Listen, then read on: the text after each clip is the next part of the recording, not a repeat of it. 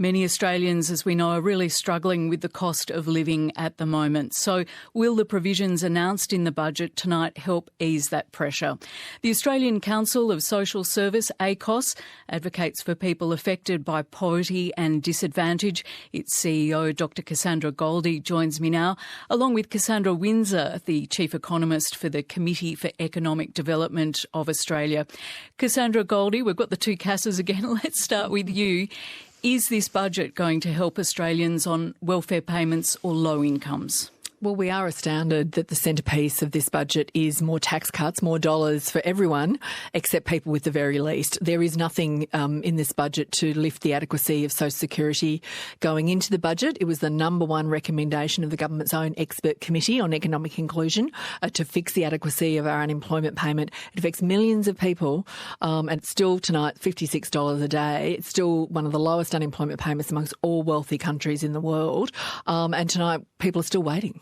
Now, the Treasurer has been asked about this specifically this afternoon, and his defence is that Social Security is indexed. He said the government introduced a $40 a fortnight permanent increase in earlier budgets. He's asked Australians to look at the government's body of work on this issue across 4 budgets.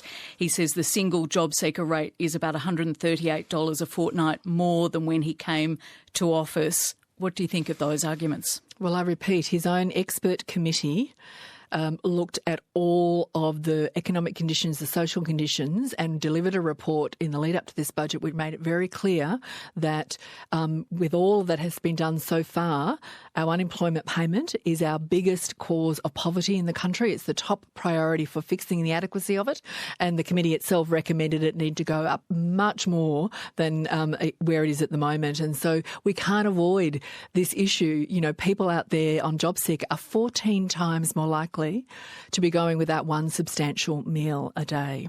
It equates to about $20,000 per year, and it's as low as it's ever been in real terms. And so we don't accept this. And, you know, when the government gets asked, well, when will you do it? It says we will consider it in every budget with what's affordable. Well, tonight it was clear it was affordable for us to spend $7 billion in more dollars for everyone except people with the least.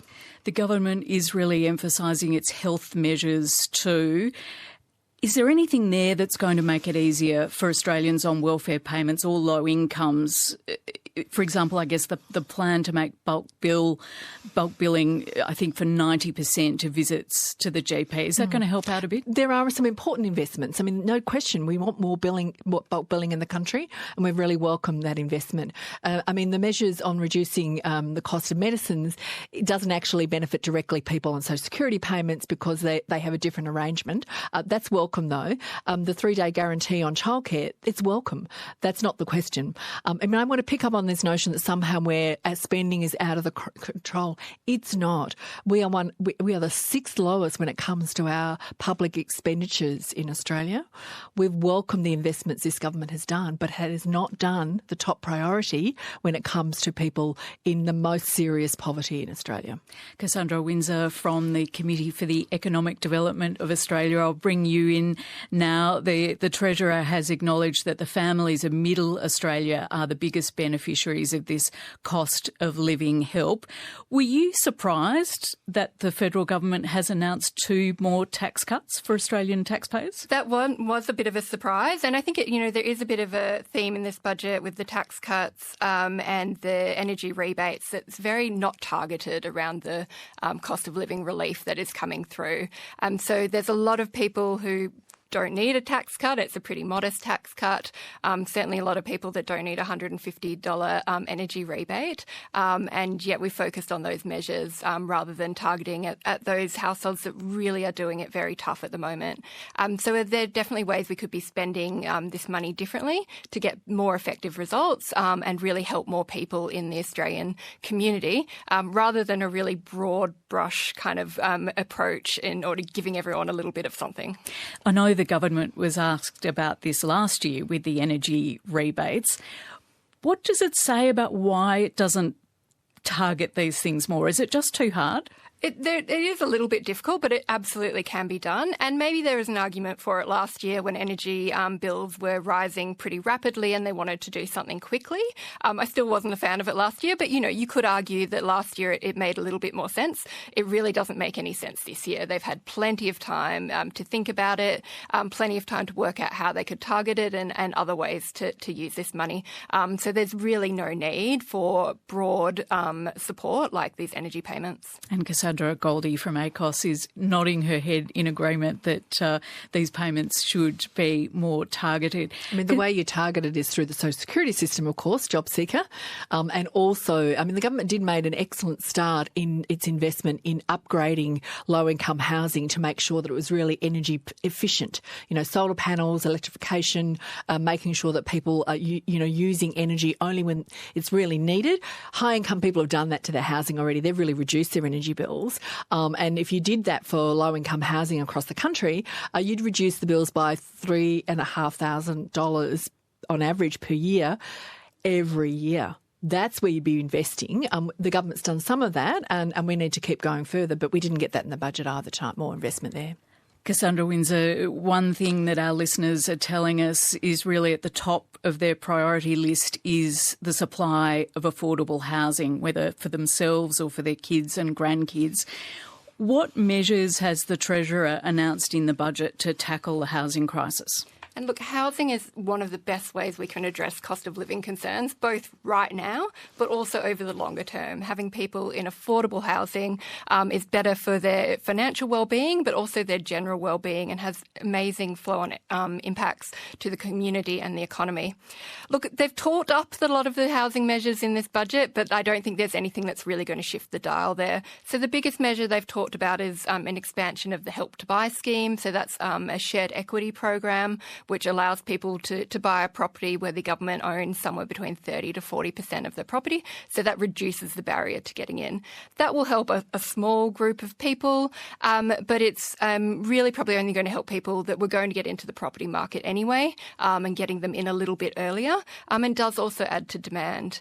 But we're not seeing anything that's really addressing the underlying issues around supply. So how do we get more supply in? Some of that will be through more direct building of social housing. There's been a bit of an improvement there in the last few years, but nowhere near enough. But also addressing these issues that consistently hold back housing supply in Australia. And a lot of that is out of the federal government's direct control. It's with states and territories and local councils around zoning and regulations. But there's a lot more that the federal government could be doing to incentivise the states and local governments in order to make some real changes there. And that's what we need to see a significant improvement in supply. And that will help people get into the housing market through the whole spectrum, through lower income earners and increased rentals, and also to middle and high earners as well. So a lot of the community is concerned about housing. It's something that really impacts everyone. And there's nowhere near enough in this budget, or nowhere near enough in previous budgets either, to really shift the dial here. What would you like to see? What are some of the specific incentives you think could help? Yeah, so look, any kind of it's really difficult for states and territories and local governments to make some of these big changes. So we need to do some things around harmonising regulations, and federal government could make some productivity payments there through the National Productivity Fund.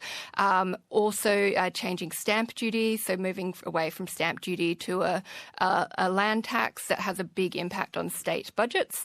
So some help from the federal budget in order to smooth some of that transition would be really good.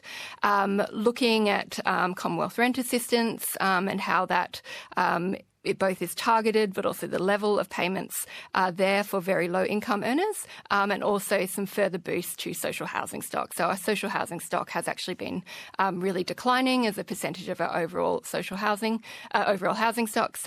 And there's a proportion of our community that are always going to need social housing. So we need to make sure that safety net is there. The expert committee on these issues also recommended the fixing of JobSeeker as one of the most important things, rather than Commonwealth rent rent assistance as the top priority on social security. And on the housing front, no question, the Housing Australia Future Fund, which is a feature of what this government has done, is very important. And we need to be able to continue to put billions in that, because that's about the supply of social and affordable housing over the medium to longer term. I'm going to call for the opposition to back it. They're proposing to abolish it. We cannot afford to do that. That's so vital that we keep putting billions into that to continue to finally restore the proportion of housing which actually is low-income housing in Australia.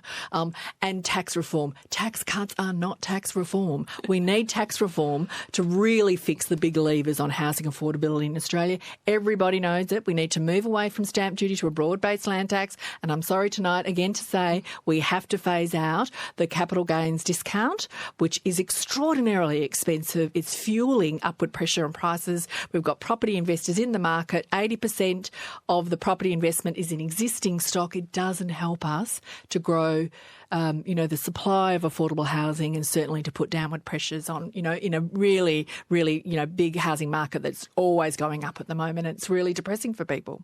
Cassandra Windsor, just one point. I think this has been announced before, but something mentioned by the Treasurer today is this plan to ban foreign buyers from buying existing properties for 2 years. Is that going to help the housing supply much? Look, it's probably going to be quite a popular measure because it is something that's quite targeted.